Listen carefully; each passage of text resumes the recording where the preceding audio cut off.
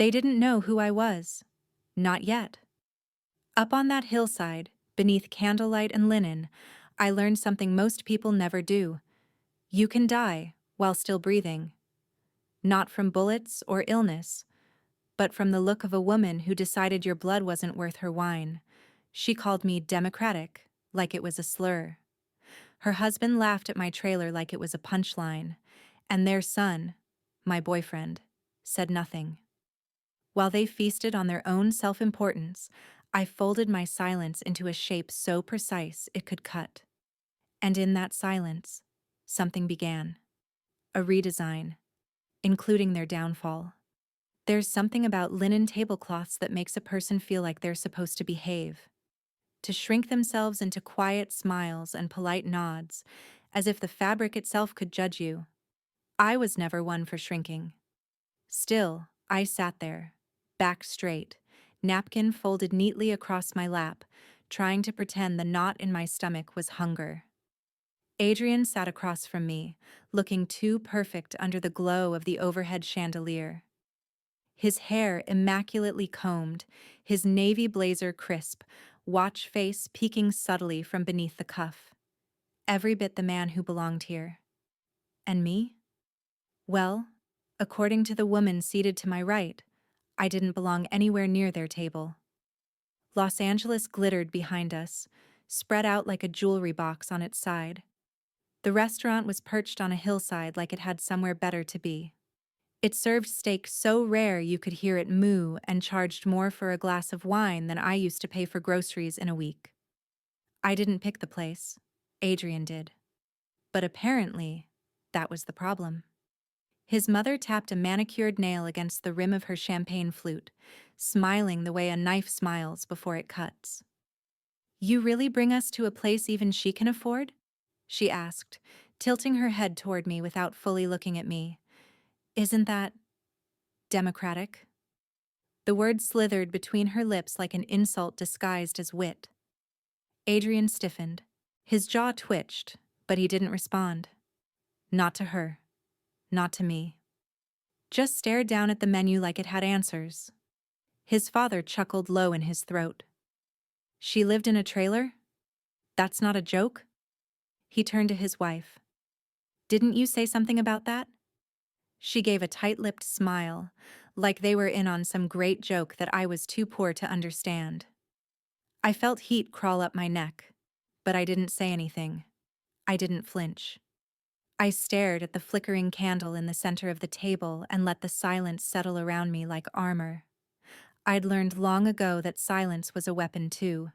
And right now, I wasn't going to waste it on people who spoke in sneers and sipped vintage wine like it gave them moral superiority. Adrian cleared his throat, finally breaking the quiet.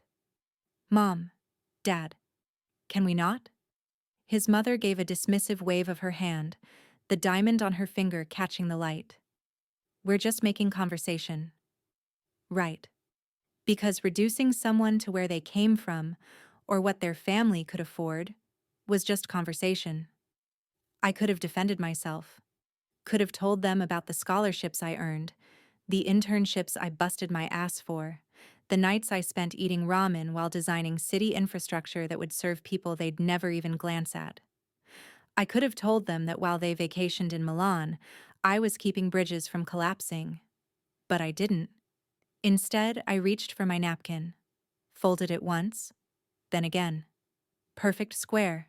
Neat, clean, controlled. Because that's what this night had become, a silent war, dressed in couture and candlelight. And I wasn't about to let them see me bleed. Dessert menus arrived.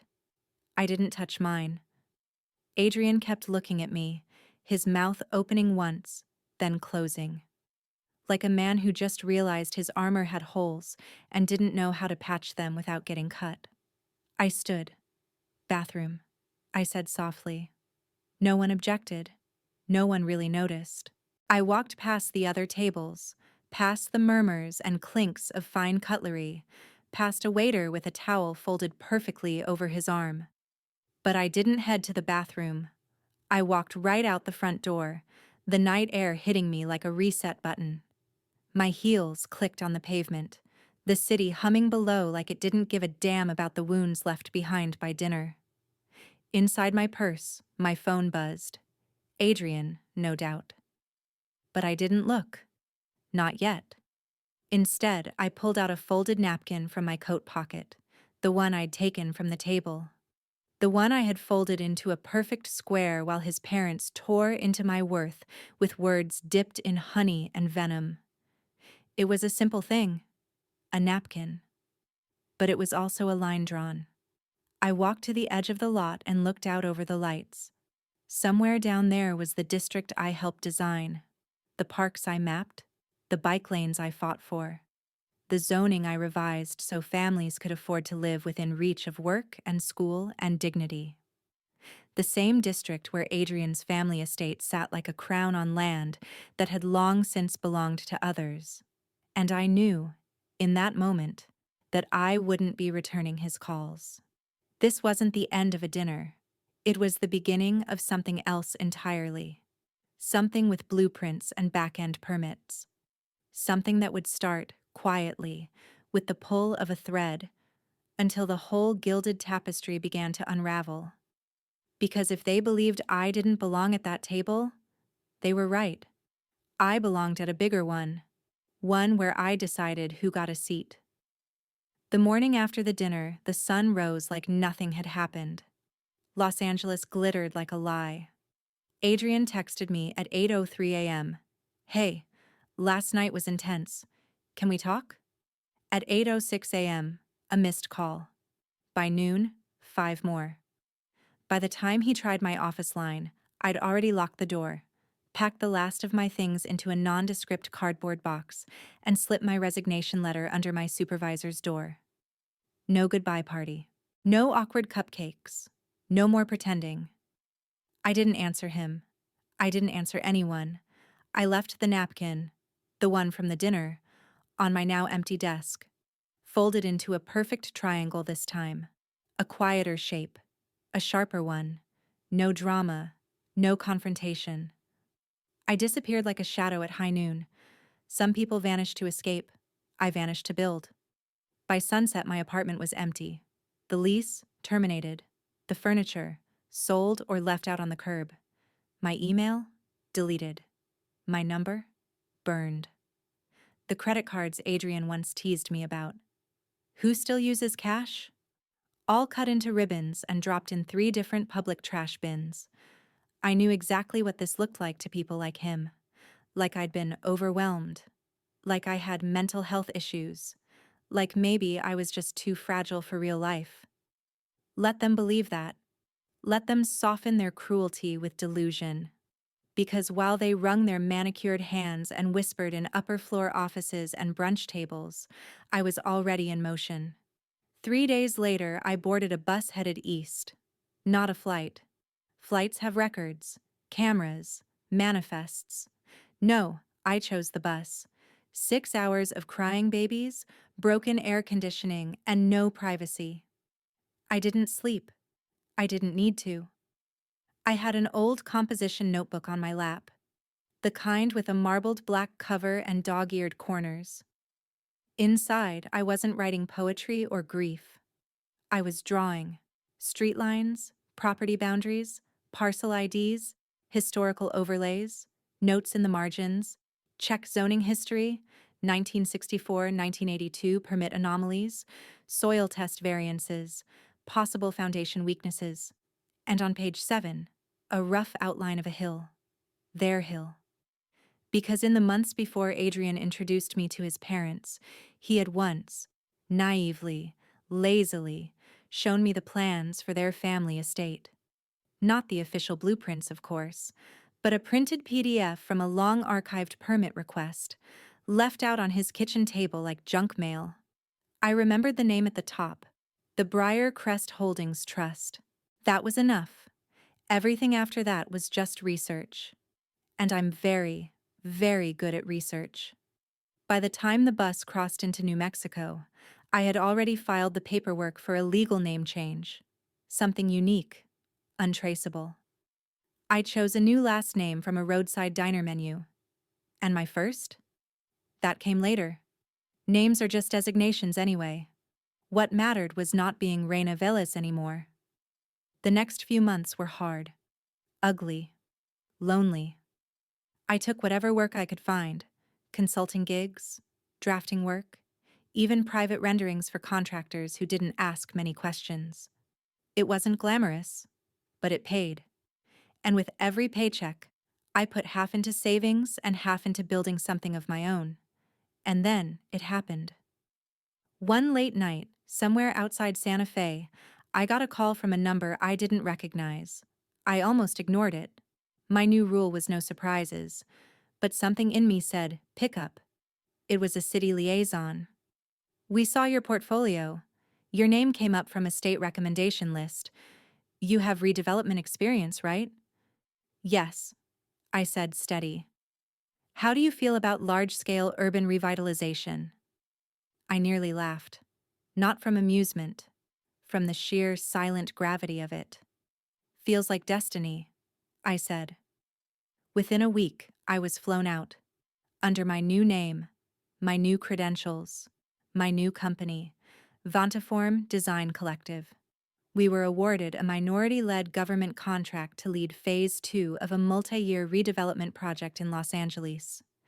When they slid the list of target zones across the table, I didn't even blink. There it was. District 4H, the hillside, their fortress of shrubbery and wrought iron. I ran my finger along the parcel boundaries, heart pounding. Adrian's voice echoed in my memory. My family's owned that land since before the war. It's untouchable. No, I thought.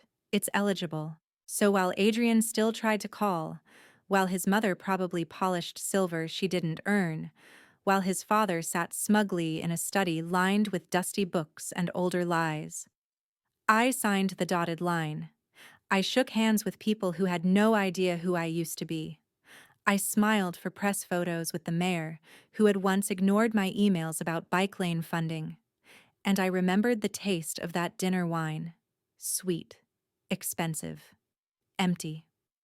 That night, in my hotel room, I ordered a single bottle of that same vintage. I poured a glass. I didn't drink it. Instead, I opened the scanned blueprints of Briarcrest Holdings, zoomed in, noted every elevation, every code violation missed by lazy inspectors, every potential vulnerability. Sometimes demolition isn't destruction. Sometimes it's just prelude. 3 years isn't that long when you're building something real, but it's long enough for people to forget you.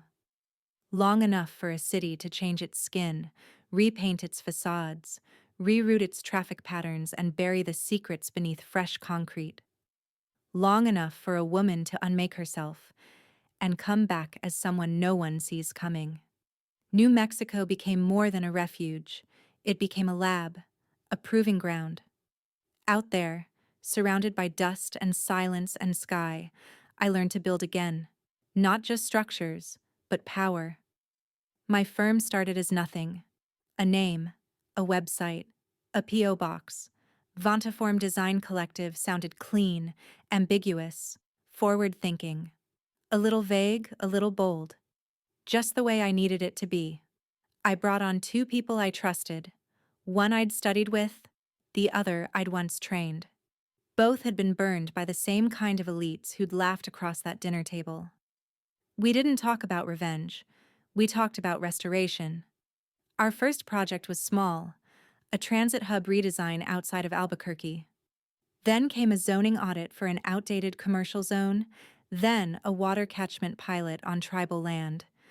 We didn't just grow, we became noticed. And then came the pitch, the one that changed everything. The city of Los Angeles was launching Phase 2 of its Horizon Corridor initiative, a sweeping redevelopment strategy aimed at revitalizing underutilized land across the city. One of the anchor regions? District 4H. The hillside. Their hillside. They wanted sustainable housing, multi-use zoning, climate-compliant design. A new face for an old part of the city. I didn't hesitate. We submitted our proposal under a shell company I had quietly incorporated a year prior, RV Collective LLC. The initials made me pause, but only for a moment. Let them live there, hidden in plain sight. The city reviewed submissions, shortlisted us, interviewed us via Zoom. They loved the fresh vision, the clean modeling, the urban equity strategy. We were, in their words, what modern LA should look like. A month later, we were awarded the contract. No press release, no big fanfare. Just a notice in my inbox on a rainy Thursday morning. Approved. Scope of work to begin Q2. I sat there, still in my robe, coffee going cold beside my laptop, staring at the screen. Not crying, not laughing, just knowing. This was it. This was the start of reconstruction. Not just of the land, but of me. I flew back under the radar. No luggage, just a carry-on and a tube of blueprints. The first thing I did was drive past the estate. I hadn't seen it since that night. Since I left my napkin folded on their plate like a message only I could read. The iron gate still stood, flanked by stone columns, their family crest etched into the face like it meant something. But the paint was flaking. The slope behind the estate had visible cracks. Long hairline fractures in the hillside that no one walking by would notice. But I did. Retaining walls aging poorly. Drainage systems underserviced. Landscaping more for illusion than function. To most, it still looked untouchable. To me, it looked vulnerable. The next week was a blur of meetings, city reps, engineers, ecological surveyors. I played the role perfectly. Calm, professional, visionary. I didn't need to raise my voice or posture. The power was in the planning. Every time I met someone new, I studied their eyes for a flicker of recognition. But Reina Velis was dead, buried. This version of me wore monochrome, soft leather boots, and her hair tied back like a woman too busy shaping cities to care about making impressions. And then I saw it. The document that would be the first domino. A 1986 variance approval on the Briarcrest estate. One that allowed additional footage to be built beyond what the slope could legally bear. Signed off by a now-deceased inspector with a long history of expedited permits. The moment I saw the file, I knew. This wasn't just a mansion built on luxury, it was a monument built on fraud. I marked the parcel as special review recommended. I flagged it for seismic reevaluation under new climate compliance codes. I drafted a memo for environmental impact assessment, citing slope instability and illegal runoff into a lower-income neighborhood below. None of it was a lie. That's the thing about revenge when you do it right. It doesn't need to be dishonest. You just let the truth do the damage. We filed for Phase 1 ground assessments in all targeted redevelopment areas. And Briarcrest Holdings was dead center. A week later, a red notice went up at the edge of the estate's gate. Subject to environmental and structural compliance review. Adrian's family wouldn't see it yet. They probably hadn't even opened their mail. But the machine was moving now. Not loud, not explosive, just inevitable. And as the city began its process, I returned to our field office in Echo Park. I pinned a satellite photo of the hillside on the wall, surrounded it with topography layers and soil samples. Then I drew over it. Not destruction, redesign. In the middle of the map, I carved out space for something new. Mixed income units, community gardens, mobility corridors. And at the top, where their estate once stood, I labeled it simply, Future Site, Horizon Housing Phase 3. Sometimes you don't fight the empire, you replace it. It started with a signature, not mine, but someone long dead. An architect named Gerald L. Halsey, whose scrawl lived on in the city's digital archive like a ghost whispering through permits no one had read in 30 years. His signature was on the foundation documents of Briarcrest Holdings, right next to a soil compliance form from 1984. I stared at it for 10 minutes. Then I cross-referenced it with a revised Land Use Act passed that same year. One most developers ignored because it was buried in bureaucracy. Section 12.7 to C. Variance approvals granted prior to comprehensive soil classification must be resubmitted under geological ordinance if foundation depth exceeds standard slope thresholds. Translation: their estate was out of code the day it broke ground. No one caught it. Or maybe someone did, and was paid not to care. But I cared. So I began the application. Officially, it was a rezoning inquiry for mixed-use conversion and public redevelopment feasibility. That's the city's language. Cold. Clinical. Designed to sound like progress without the inconvenience of history. But I didn't just submit it under Vantiform. That would be too easy. Too traceable. I created a front. Artists West Civic Group. A nonprofit coalition. Totally legitimate. Paperwork airtight. Board members were real people who didn't know they were on the board, but who had all once signed online petitions about sustainable urban growth. I compiled the data. I filled the forms. I created a ghost network of concern. And through Arduous West, I filed for an environmental audit on the Briar Crest property, citing possible erosion risks, slope destabilization, and outdated water runoff systems that could threaten neighboring parcels in lower elevation districts. The city was obligated to investigate. 3 weeks later, I got the notice. Environmental Review Case number ENV4H8127 initiated. A week after that, Legal Irregularity Notice, permit number RCH 8622, flagged for review. And then the dominoes really started to fall. The estate's soil report hadn't been updated since 1989. The original foundation permit had expired in 1994, quietly grandfathered in through a loophole that no longer existed under revised city compliance codes. The city clerk I spoke to on the phone sounded bored as he read through the flagged entries.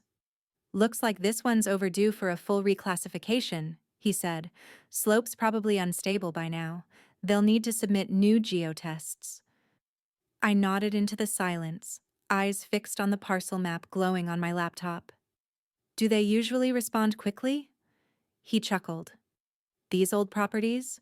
They don't even know we're coming until the notice is nailed to their gate." I almost smiled. 3 days later, I drove past the estate again.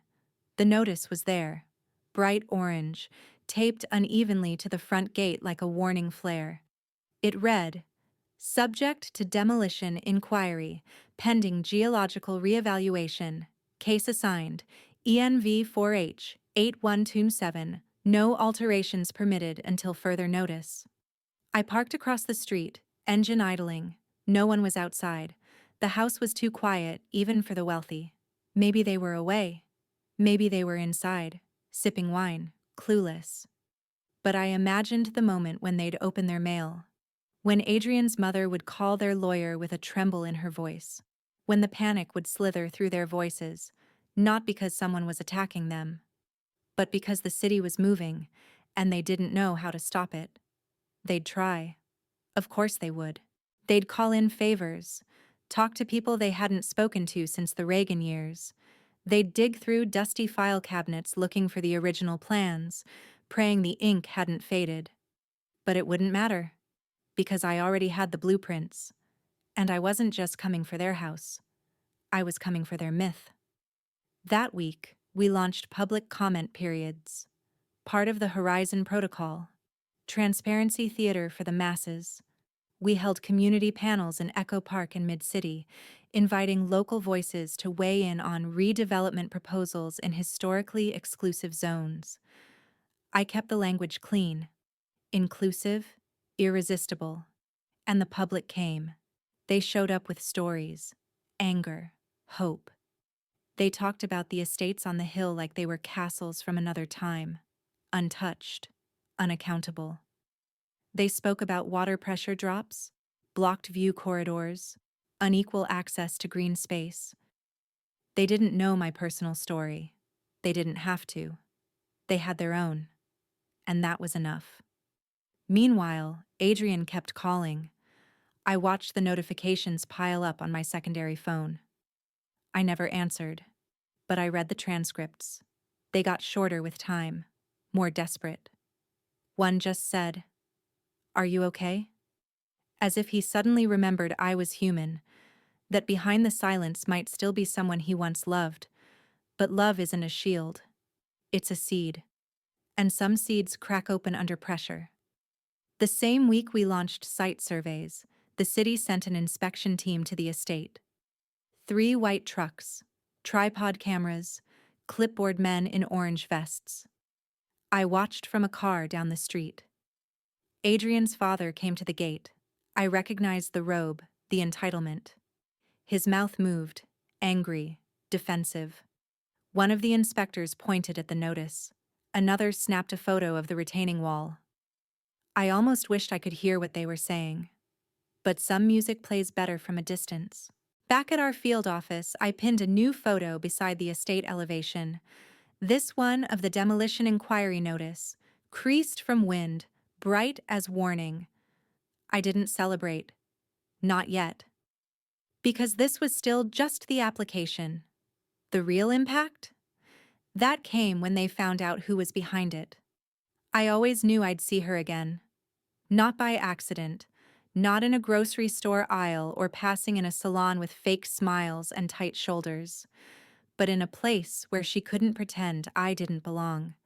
A city building, fluorescent lights, public seating, the kind of walls covered in aging civic posters and signs about zoning equity printed in font too small for anyone to care about. I stood behind the podium in a gray suit, simple and tailored, my badge clipped neatly to the lapel. Vantiform Design Collective, lead designer, R. Vale. That was me now. Not Reina Velez, not the girl from a trailer park who knew the taste of powdered milk and the silence of being unwanted. No, that girl was gone.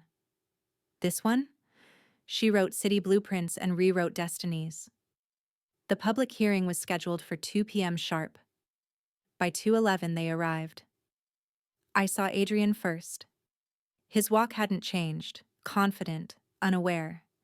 He held a folder in one hand and checked his phone with the other like none of this mattered to him yet. Behind him was his mother, face tight, lips thinner than I remembered. A pair of oversized sunglasses tried to hide the panic tightening around her eyes. She scanned the room like she smelled rot in the carpet. She didn't see me right away. I stood near the back, watching them take their seats. They didn't recognize me. Not in this posture, not in these clothes. But when my name was called and I stepped forward, clipboard in hand, heels quiet on laminate, her body jerked in the seat like she'd been stung. Her glasses slid down her nose. She stared. You... Even her voice cracked. I met her gaze like it was a hand I had no interest in shaking. "Good afternoon," I said, voice clear through the mic. "My name is Reina Vale, lead design executive on the Horizon Redevelopment Initiative. Today's hearing concerns the proposed reclamation and redesign of specific parcels within the 4-H Hillside District, including the property known as Briar Crest Holdings." Adrian's head lifted fast. He stared at me like I was a hallucination, a ghost at the microphone. But I wasn't a ghost. I was their reckoning. "We've conducted extensive audits," I continued. "Some parcels, including Briar Crest, were found to be operating under outdated variances that no longer comply with current seismic and environmental standards. This hearing is to determine eligibility for mandatory redevelopment under Civic Zoning Compliance 12.7C and Ordinance 882.3. Adrian's mother shot up. "This is ridiculous," she snapped, voice brittle like a wineglass too close to a sink edge. "This is our land. You can't just... This is harassment. This woman, she's..." The board chair raised a hand. "Ma'am, you'll have your chance to respond during the public comment period. Please be seated." She sat, but she didn't shrink. She glared at me, full recognition now tearing through every feature of her face. "You're doing this. she hissed. You planned this. I didn't answer. Not with words. Just with calm. I turned the page on my binder and kept speaking. Per the audit results, we are recommending the parcel in question be reclassified for sustainable mixed-use development, with emphasis on affordable housing, equitable green space access, and climate-resilient construction. Adrian's hands gripped the folder now, tight. His eyes flicked to me, then to the board, then back. I saw it hit him. Not just that I was here, but that I had arrived. Not angry, not seeking closure, not even seeking revenge. I was here with authority. His mother interrupted again. You're nothing, she spat, low enough that only I could hear it as I passed her table. A girl from a box with a faucet and wheels. You think the city's going to side with you? I paused just long enough to let the silence hang between us. Then I turned slightly and answered with no emotion at all. This city already has. The board took statements. Read findings. The legal clerk reviewed the permit history. One of the engineers, who didn't know me from anyone, explained the slope's instability and the risks posed to the lower districts. They didn't care about family names. They cared about liability. The final motion was put to vote at 3:42 p.m. 5 board members. 3 votes to proceed with the redevelopment inquiry. 1 abstained. 1 voted no. Didn't matter. The motion passed. When the gavel hit the wood, Adrian stood like someone had slapped him across the soul. His mother didn't move. Her jaw was frozen, eyes unblinking. Adrian looked at me like he wanted to speak, but he didn't know what to say. I did. As I gathered my notes, I passed their table once more. I didn't stop. But I said it, quiet enough that only they could hear. Your home just happens to be in the way. And then I walked out. I didn't look back. Because the thing about architecture, the thing no one teaches you when you're sketching dormers and floor plans and mixed-use lots, is that the most important thing you'll ever learn isn't about concrete or codes. It's about weight, where it lives, who carries it, and how long you're willing to bear it before you let it go. And in that hearing room, I didn't just let it go. I placed it right back where it belonged. The backlash came fast. 3 days after the hearing, the city's inbox was flooded with complaints, anonymous emails, letters with ornate signatures. Suddenly, decades-old donors were making phone calls to old friends on the city council. The Briarcrest family wasn't taking this quietly. Adrian's mother went first. A full-page editorial in a lifestyle magazine, dressed in soft pastels and crocodile tears. The cost of progress, when bureaucracy bulldozes legacy. She wrote about heritage, about generational contribution, about the heartache of watching your family home targeted by outsiders with no roots in the soil. Outsiders. I read the article twice, each word curling tighter around its message. People like me shouldn't be allowed to redesign cities. People who didn't come from crystal glasses and charity galas had no business near zoning maps. I didn't respond publicly. I didn't need to. The city did it for me. By the end of that week, an independent investigation was launched into the historical deed of the estate. All because of one line in my original audit. Property ownership extended under 1983 ordinance linked to defunct land trust agreements from 1947-1962. That one line was a match. And the legal system? Dry timber. It turned out the family's original claim to the hill was rooted in a transfer of municipal land through a shell foundation that had expired decades ago. It was never properly converted under new ownership protocols. Technically, the city still had partial rights to the hillside. The media latched onto the story. First local, then national. LA Hillside Estate may be built on faulty deed. The cost of old money, inside the Briarcrest land scandal. Who really owns the view? Adrian's family pushed back hard. They hired lawyers, PR reps, Lobbyists with thick knots in their ties and photos of themselves shaking hands with governors. They launched their own community campaign under a banner called Save Our Skyline. The logo was tasteful, a watercolor of the mansion above a row of cypress trees. The tagline beneath it read, Preserve, Protect, Respect. I read it once and closed the tab. Because behind the curtain of nostalgia was desperation. They weren't fighting for legacy. They were fighting to stay above the tide line. Adrian finally messaged me directly. Not through voicemail. Not through forwarded inquiries. He sent me an email. Short. Unfiltered. Subject. What are you doing? Body. Reina, stop this. Please. My family's falling apart. You're not this person. I stared at the screen, hands still. Then I hit reply. I didn't send a manifesto. I didn't send a quote or a blueprint or a clever line. Just one sentence. I am exactly this person. You just never saw her. I hit send. Then I got back to work. Because while they were scrambling for headlines, I was digging deeper. The Land Use Act of 1984, that forgotten legal fossil I'd uncovered months ago, held a hidden clause, buried in Section 5, Paragraph 9. Any land grant based on expired provisional trust agreements may be considered voidable upon discovery, regardless of current construction, if the land was never reissued with full transparency. Translation: their estate was never truly theirs. And the best part? There was no need to take anything from them. All I had to do was reveal what was already broken. I submitted the clause to the city's legal team. It triggered a full-scale inquiry into the property deed. By week's end, the estate was officially placed under title examination hold. No selling, no remodeling, no refinancing. Just pause. That pause was louder than any protest. It was a quiet freeze that tightened around their legacy like ice on glass.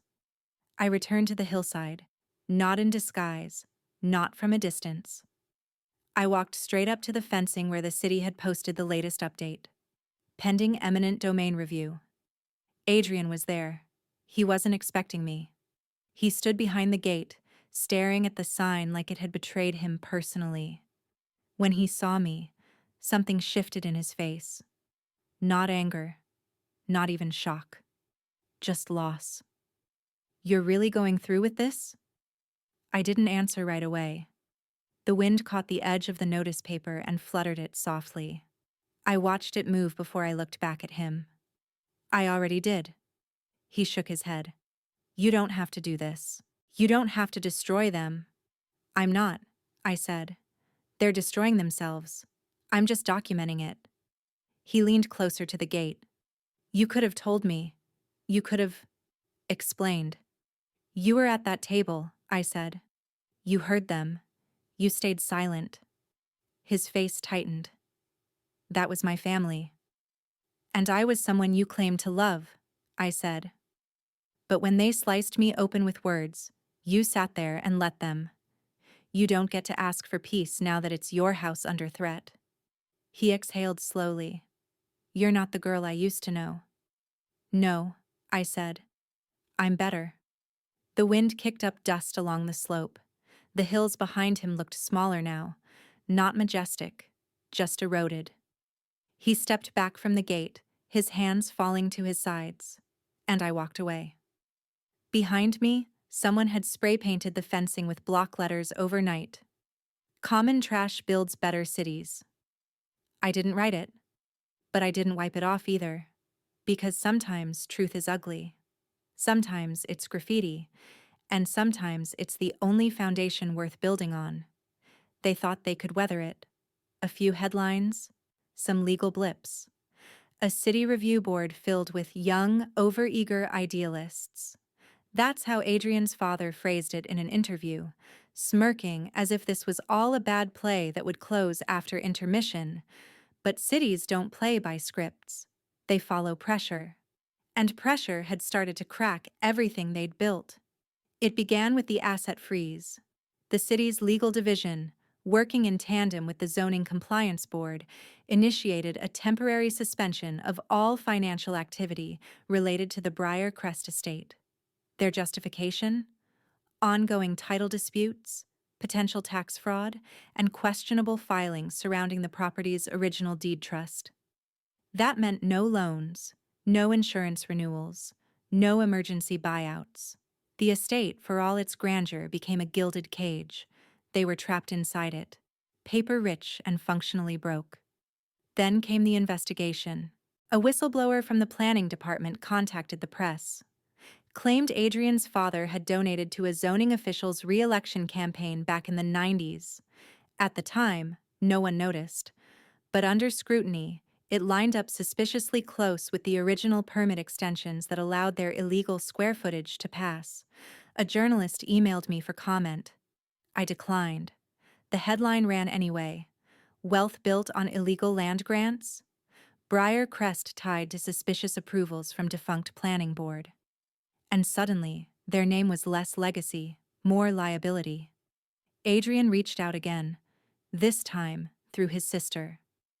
I recognized her from old photos. Sharp jawline, softer eyes. She didn't attack me. She pleaded. "Please," she said over the phone. "My parents are breaking apart. My mother hasn't left the house in days. She's convinced you're trying to ruin her." I didn't raise my voice. "I'm not ruining her," I said. "She did that to herself the moment she turned a dinner table into a battlefield. She's not built for this kind of fight. Then maybe she shouldn't have started it." I hung up before she could spin it into sympathy, because I remembered how her mother looked across that table, sipping wine like it gave her the right to measure my worth. This wasn't cruelty. This was correction. The next blow came from the city itself. After months of slow grinding gears, the Planning Commission ruled. The Briar Crest estate was subject to compulsory reclamation under the Land Equity Initiative. That meant the city could legally reclaim the property if it was proven to be operating on voided permits, falsified land transfers, or unresolved environmental hazards. Check, check, check. And so the fencing went up. Metal posts, yellow caution tape, signs warning construction zone, no entry. I watched the footage later, security cam stills from the project team. A woman in pearls yelling at city workers. A man in a bathrobe shouting into a phone, pacing the lawn like it owed him an apology. Adrian wasn't in the photos, but I knew he was watching, waiting. The morning the bulldozers arrived, I came in person. I stood just beyond the fencing, clipboard in hand, sunglasses on. Not as a statement, but because the sun hit the hillside sharp that day, like a spotlight. Adrian was already at the gate. He didn't say anything when he saw me. He just stood there, hands in his pockets, watching the machines roll forward. The ground trembled beneath their weight, and something in his face broke. Not rage, not accusation. Resignation. "You're really going through with this," he said finally. I nodded. He looked at the estate like it was a dying animal. Then he said quietly, "My mom hasn't stopped crying since the notice came. My dad's drinking again." "I'm not here to comfort you," I said. "I know," he replied. "I just thought maybe there was a version of this where we talk." "We already did," I said. "That night. At dinner. You just weren't listening." The bulldozer's engine roared louder. The lead operator gave me a thumbs up. I nodded once. Adrian stepped aside. I didn't watch the first wall fall. I turned away and walked back toward the field trailer where my team waited. My boots crunched against gravel, dust catching in the folds of my coat. But before I stepped inside, I looked back one last time. On the estate gate, someone had tagged fresh graffiti in block letters, "Elites fall, cities rise." It wasn't mine, but I left it there. Because sometimes justice doesn't knock. It demolishes. No one protested. That's what stayed with me. Not the dust cloud rising into the pale blue morning, not the groan of concrete surrendering to steel jaws, but the silence, the absence of resistance. No press showed up. No outraged neighbors gathered with handmade signs. No last-minute injunction or frantic lawyer flailing paper in the air. The demolition began at 8 a.m. By 8:07, the first retaining wall was down. By 8:40, the structure that once held their wine cellar, climate-controlled, imported oak racks, custom lighting, was a pile of twisted rebar and dirt-smeared stone. No one from the Briar-Crest family came. Adrian didn't stand at the gate this time. His father wasn't shouting from the lawn. His mother wasn't weeping into satin. They were gone. Evicted? Voluntarily exiled? I didn't care. My team moved like a unit. Calm, focused. No celebration. We weren't here to gloat. We were here to redeem the land. I stood at the edge of the site, mask over my face, clipboard in hand. I watched as a marble pillar, once part of the estate's grand staircase, crumbled into itself. The same staircase she once descended in heels sharp enough to cut glass. The same one I once stood at the bottom of, waiting to be invited up. Now it was dust. Behind me, a few city officials murmured. Something about how fast this all happened. One of them, mid-40s, expensive shoes, but eyes that still flicked with conscience, asked if I had history with the site. I smiled behind my mask. Only in blueprints. He nodded, none the wiser. After the crew wrapped for the day, I walked the perimeter. Just me and the crunch of gravel beneath steel-toed boots. I paused where the main entryway used to be. There was nothing now but broken stone, exposed roots, and a wind that didn't know how to behave yet. New currents through newly cleared space. That night, the city released a statement. Demolition of non-compliant hillside structure completed. Phase 3 of Horizon Initiative to begin following environmental review. The same media outlets that once celebrated the family's galas now referred to them as the former owners. One piece stood out. From gala to ground zero, Briar-Crest legacy ends in legal dust. Adrian's mother resurfaced briefly. A photo circulated online, blurry, captured by someone at a charity fundraiser. She was seated at a long banquet table in a rental ballroom downtown. Not a mansion, not a private club, a condo rental. And what caught my eye wasn't the gray in her hair or the half-smile she wore like it hurt her lips. It was the dress, emerald green, silk, the same one I had worn to her son's birthday, 2 years before the dinner that changed everything. She'd mocked it then. "You still wear thrifted gowns?" she'd asked, laughter hidden in the rim of her wine glass. Yes. And now she did too. Because style doesn't come from price tags. It comes from dignity. And she had none left. Meanwhile, I stayed busy. Permits were refiled. Soil testing began. Designs finalized. The Horizon Phase 3 development would rise where her marble once stood. And it would house people who'd never once dreamed of affording a view like that. Single mothers, retired postal workers, young families balancing 3 jobs. People like my mother. Like me. Not charity, not pity, design. That was the difference.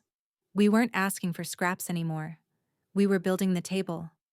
One afternoon, I received an envelope. No return address. Inside, a check for $8,000 and a single sticky note. "Consider this your allowance. We're done." No signature. Just that phrase. An echo of that Christmas conversation when Adrian's mother tried to shame me over an imaginary handout. I tore the check in half. Then again. Then again. Tiny pieces fell like confetti into the waste bin beside my desk. Let them be done. I wasn't. I had miles of city to shape, land to redesign, lives to make room for. I returned to the site one more time before the foundation pour. Just to walk it. I stood where the kitchen had been, according to the original floor plan. I imagined her there, criticizing caterers, hovering over a plate of food she wouldn't eat, planning events that felt like battles and gowns that felt like armor. Now there was nothing but open space and a low buzz from the survey drones overhead. I closed my eyes, breathed in. No more perfume, no more expensive cruelty, just wind, sun, and possibility. Sometimes dignity doesn't come from reclaiming your seat at their table. Sometimes it comes from demolishing the table altogether and building something better in its place. The ribbon was white. Not red, not gold, not symbolic of opulence, just clean, white fabric stretched between two pillars of reclaimed wood. The kind used in sustainable framing, repurposed from local teardowns, bleached by wind and sun. Honest material. The crowd gathered early, not donors, not socialites. People, mothers with strollers, veterans with service dogs, teachers who'd driven across the city just to stand on this new soil. The air buzzed with quiet joy, the kind you don't clap for, the kind that hums inside your chest when you know something is being made right. The Horizon Project's official launch had drawn interest, of course. Reporters lingered along the edge, cameras slung over shoulders, waiting for sound bites. But they weren't the center here. The land was. What used to be Briar Crest was now a flat expanse of graded earth, foundation blocks rising like the first chords of a new song. The master plan included low-impact housing units, integrated solar grids, green corridors for walking and cycling, multi-use spaces, accessible design, a total of 162 units, 80% of them reserved for residents below the median income line. The new skyline wouldn't be a monument to wealth. It would be a home. I stood behind the mic in a gray sheath dress. No logo, no jewelry. My name card read, R. Vale, Lead Urban Designer, Vontiform Collective. The crowd quieted. I didn't need a speech. Just a beginning. Thank you for being here, I said, voice steady. This space, this soil, belonged to a vision that no longer served the city. Today, we begin construction not just of housing, but of hope. Sustainable, equitable, accessible, for everyone. Applause followed. Not thunderous. True. The city rep said a few words. A community activist from the nearby district shared a story. Then the ribbon cutting. When they handed me the scissors, I hesitated just a moment. Not because of nerves, but because I remembered a different table, that linen-covered one, years ago, where a woman once asked if I could afford the restaurant, where a man laughed about trailers, where their son looked through me like ambition was a parlor trick. And now here I stood, with a city behind me, and nothing in front of me but future. I cut the ribbon. The moment the blades met fabric, a light breeze caught the severed pieces and lifted them into the air like something finally released. Later, under a canvas tent where architects and planners mingled beside fruit trays and water stations, a journalist approached. Mid-30s, black coat, press badge barely tucked behind her neckline. She offered a respectful nod. Ms. Vale, she said, is it true this project began personally? She didn't elaborate. She didn't have to. I looked past her, toward the newly placed foundation slabs, etched with lot numbers, ready for walls. Then I answered. This isn't revenge, I said. This is correction. She raised an eyebrow. Still, poetic, isn't it? That this hill, of all hills, is where Horizon starts? I smiled, the kind of smile you earn. No, I said. It didn't start here. It started with dinner. That made her pause, but she didn't press. She thanked me, took a photo, and moved on. The Horizon logo glowed behind me, a rising sun partially eclipsed by a clean architectural arc. At first glance, it just looked like design, but if you looked closely, you could see the initials woven into the negative space. RV, a signature, not in ink, in legacy. As the crowd began to disperse, a small boy ran up to the display models. His mother called after him, laughing, wind catching the hem of her jacket. The boy pressed his face to the plexiglass surrounding the scale model. He pointed. "This is where we're gonna live?" he asked. She nodded. "Yes, baby. This is where we start." And that, more than any article, any lawsuit, any fallen mansion, was the moment. Not the fall, the rise. Because revenge, when done right, doesn't end in rubble.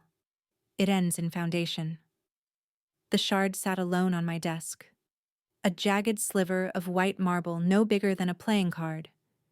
Its edge still held the faint curve of a staircase step. Smooth on one side, splintered on the other. A fracture born not of time, but of force. It was all that remained. The day they bulldozed the grand staircase, one of the demolition crew picked it up. He didn't know what it was. Not really. Just a chunk of stone in the dirt, more polished than the rest. He offered it to me like a joke. "A souvenir?" he said, smirking. "From the Queen's throne?" I took it without smiling. I kept it, but not out of sentiment. I kept it the way a battlefield medic keeps a spent bullet. Not to admire it, but to remember what it passed through. Now it rested in the center of my glass desk, a relic with no shrine. The office was quiet. I didn't share this space with anyone. The rest of the Vantiform team worked down the hall, a sunlit, collaborative layout with clean lines and polished concrete floors. My space sat above it all, a glass cube perched in the northeast corner, overlooking the project below. The horizon build was halfway done. Steel beams marked future homes. Cranes moved in rhythm, workers calling out over the hum of machinery. The hill, once lined with ivy and exclusivity, now buzzed with life. I watched them pour concrete from my window. Not far from where Adrian's mother once stood, looking down at me like I was street dust she couldn't shake from her shoes. I remembered her voice, that bite behind her smile. "You really bring us to a place even she can afford? Isn't that democratic?" Yes, exactly that. I looked back at the marble shard. There'd been a time I'd imagined framing it, displaying it like a chess piece captured from a fallen king. But that would have been for her, for them. A symbol of my triumph. And I didn't need symbols anymore. I had structures. I picked it up, ran my thumb over the smooth side. It was cold, heavy for its size. Then I stood, walked across the quiet space to the trash bin beneath the bookshelf, and dropped it in. It hit the bottom with a soft clack, insignificant. No ceremony, no soundtrack. That was the sound of closure. I returned to the window. Beyond the glass, the horizon stretched wide. New rooftops, fresh scaffolding, and below it all, a city shifting in shape. Streets redesigned. Spaces made for people who had been priced out for decades. Adrian's family hadn't returned to fight again. They had no fight left. Their lawyers retreated. Their headlines faded. The condo they moved into was ordinary. The kind with assigned parking, 3 neighbors per floor, and an HOA that sent reminders if your recycling bins weren't color-coded. The last time I saw Adrian was from a distance. He was exiting a coffee shop on Wilshire, paper cup in hand, walking beside a woman I didn't recognize. He didn't see me, and I didn't need him to. He looked older, not in years, but in heaviness. The kind of weight that doesn't come from failure, but from finally realizing who you've always been. I never reached out. Neither did he. Because some bridges aren't meant to burn or rebuild. Some are meant to be replaced. Now I stood in the office I'd built, in the firm I'd created, overlooking a city I was helping reshape. No applause, no parade, just purpose. The light shifted across the glass as the sun began to set. The skyline turned soft, familiar. I leaned forward, palms flat against the cool window. This hill, the one they tried to own, was no longer theirs. It was mine. Not the title, not the deed, the view. Because that's what she'd always held over me, that smug sense of elevation. That belief that her vantage point was destiny. But destiny doesn't come with inheritance. It comes with intention. And now, standing in the air she once thought she owned, I whispered 4 words.